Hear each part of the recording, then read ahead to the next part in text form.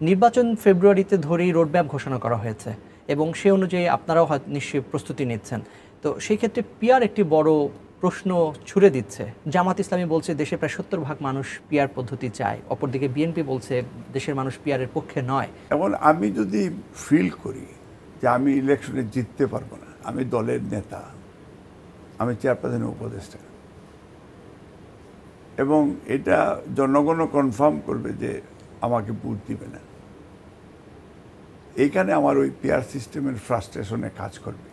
জামাতে ইসলামের যে বড় বড় নেতাদেরকে অন্যায়ভাবে ফাঁসি দিয়েছে, কিন্তু জামাতে ইসলামের কোনো রিয়াকশন আমি দেখি না, তাদের ফিলিংস দেখি না।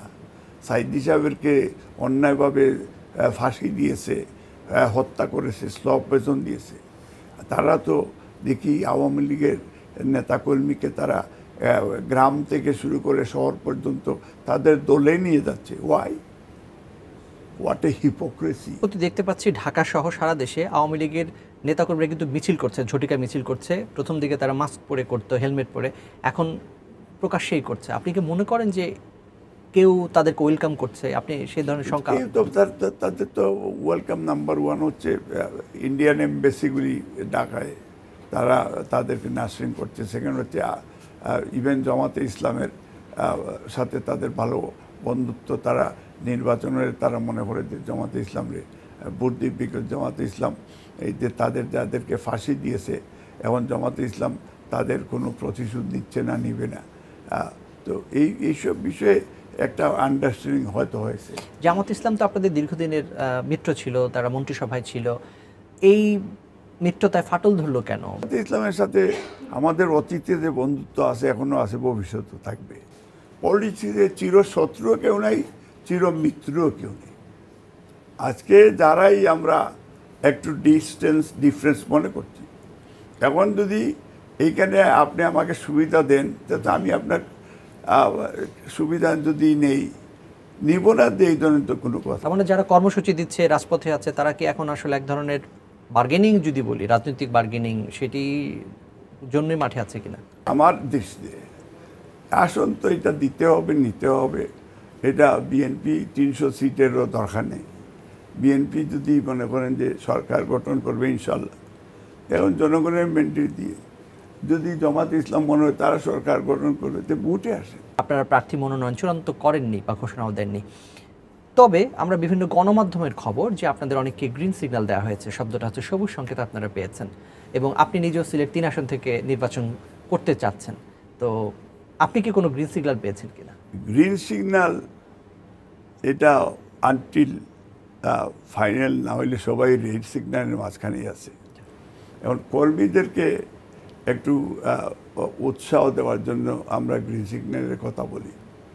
Green signal only Begum Khaleda জিয়াকে দল দিয়ে রেখেছে, জনগণ দিয়েছে, এরপরে তারেক রহমান, আর তারপরে আমাদের স্ট্যান্ডিং কমিটি যারা আছে, বাকি আমরা যারা আছি সবাই কিন্তু রেড সিগন্যালে আছে। মনোনয়নের বেলায় কিংবা নির্বাচনের সময় অনেকে আসেন, মনোনয়ন নেন, আবার চলে যান, বিশেষ করে যারা বাইরের নাগরিক, বিভিন্ন দেশের নাগরিক, যেটি আমরা এর আগের সরকারে দেখেছি। অনেকে মন্ত্রিসভায় ছিলেন কিংবা সংসদে ছিলেন যাদের বাংলাদেশের নাগরিকত্বই নাই। প্রবাসীদের কোনো কোটা হয় নাই। আমি বাংলাদেশের কোটায় আমি নমিনেশন দেব। আমি এখানকার পাসপোর্ট আছে, আমার এখানকার ভোটাধিকার আমি আছি, এখানে আমার সম্পদ আছে, এখানে আমি ট্যাক্স দিই, তাহলে আমার রাইট আছে। এই রাইটেই আমরা চাই। হ্যাঁ, যাদের সত্যিকার অর্থে এই দেশের পাসপোর্টও নেয় নেই, এটা আওয়ামী লীগের সময় সবগুলি কিন্তু বিদেশি হিসাবে তারা এসে এই চান্স নিয়েছে। বিএনপি আমার মনে হয় এবার প্রবাসীদের যে ভোটাধিকার, যেটা 2.5 কোটি ভোটার, সেই জন্য হয়তো ফিউচারে প্রবাসীদের এই যে দ্বিকক্ষ বিশিষ্ট পার্লামেন্ট যেটা রয়েছে, এটাতে হয়তো প্রবাস থেকে, যেমন আপনার প্রবাসীদের সন্তানেরা ইউকে, ইউরোপ, আমেরিকা বা মিডল ইস্টে যারা আছে, কেউ আপনার মতো সাংবাদিক, কেউ ডক্টর, কেউ ইঞ্জিনিয়ার, কেউ ব্যারিস্টার, কেউ অ্যাম্বাসেডার, ওয়ার্ল্ডের বিভিন্ন দেশে তারা রিপ্রেজেন্ট করছে, গ্রেট ব্রিটেন বা অন্যান্য দেশকে। এদের এক্সপার্টিস যারা, বিকজ তার বাপ দাদার এই দেশের বংশোদ্ভূত যারা আছে, এদেরকে যদি এই দেশে এনে দেশের কাজে লাগায়, তাইলে দেশের অনেক ডেভেলপমেন্ট, অনেক পলিসিগত দিক থেকে অনেকটা দেশ উপকৃত হবে।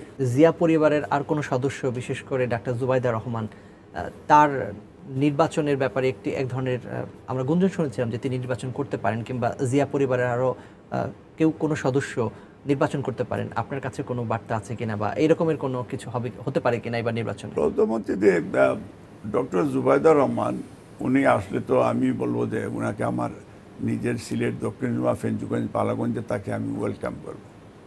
কিন্তু মুশকিল হলো যে উনি দেশের এই পলিটিক্সে ওনার সাথে এই ধরনের কথা হয়নি আমার, এবং উনি ইলেকশনের ব্যাপারে আমার মনে হয় না ইন্টারেস্টেড আছে। আমি যেটা মনে করি যে বা ওনার mayor doctor barrister Zaima Rahman, হয়তো ফিউচারে জায়মা বাংলাদেশে যদি আসে কোনো দিন, তার বাবার পরে যদি দেশের জনগণ, হয়তো তাকে আমরা ভবিষ্যতে রিকোয়েস্ট করতে পারি। বাট তারেক রহমানের পরে বিএনপির হালকে ধরবেন, স্বাভাবিকভাবে উত্তর আসে জায়মা রহমান। এটা বলা খুবই মুশকিল হবে, কারণ ব্যারিস্টার জায়মা সে খুব মানে ডেমোক্রেটিক, এবং সে কিছুদিন আগে আমেরিকা থেকেও আমাদের দলকে রিপ্রেজেন্ট করে আসছে।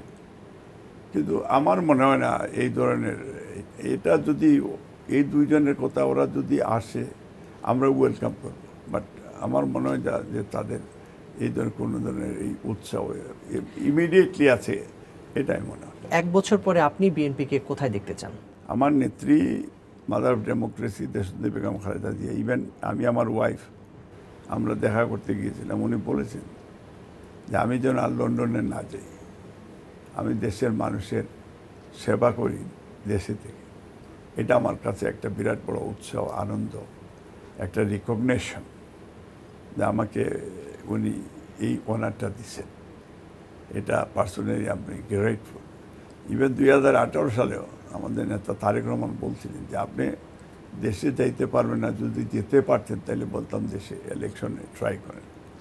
এইবার আমি ট্রাই করবো ইনশাল্লাহ, যদি দল আমাকে ম্যান্ডেট দেয়, এবং আমি উইনও করবো ইনশাল্লাহ। আমার এই বিশ্বাস, আমি এলাকার মানুষের যে ফিলিংস, ওয়েলকামিংটা, তো আমি সত্যিকারতে আমি দানের শীষের পক্ষে। বাংলাদেশের সব জায়গায় জায়গায় আমি চাইবো, আমি যদি খোদানাস্তা কিছু নাও পাই জীবনে, অন্তত বিএনপি ফিরে আসুক। বিএনপি আসলে হবে কি যে অন্ততকে কোনো ন্যাশনালিস্ট মা বিক্রি করে না, তারেক রহমান দেশ বিক্রি করবে না, হোয়াট এভার কনসিকুয়েন্স। বিএনপির ভারপ্রাপ্ত চেয়ারম্যান কোন আসন থেকে নির্বাচন করতে পারেন, এরকম কোনো আছে কিনা? উনি তো বগুড়া থেকে, তার বাবার এলাকা, এখান থেকে তো উনি করবেন। আমি মনে করি যে এখান থেকে ওনার করা খুবই দরকার। এবং সম্প্রতি শোনা গেল যে বিএনপি চেয়ারপারসন তিনিও নির্বাচন করতে পারেন। আপনারা এই সম্বন্ধে জানেন? ম্যাডামের পক্ষে আমি তো চাইবো ম্যাডাম আরেকটা ইলেকশন করুক, কারণ উনি আপনার দেখা যাবে যে আমি দেখেছি যে ইউরোপিয়ান পলিটিশিয়ান বা ব্রিটিশ পলিটিশিয়ান, এরা 100 বছর বয়সেও আমি দেখছি তারা হাউস অফ লর্ডে রাত্রে 3টায় বক্তৃতা দেয়। আমি বেগম খালেদা জিয়াকে আমি মনে করি যে she is our truly mother of democracy, আমার মা আমাদের।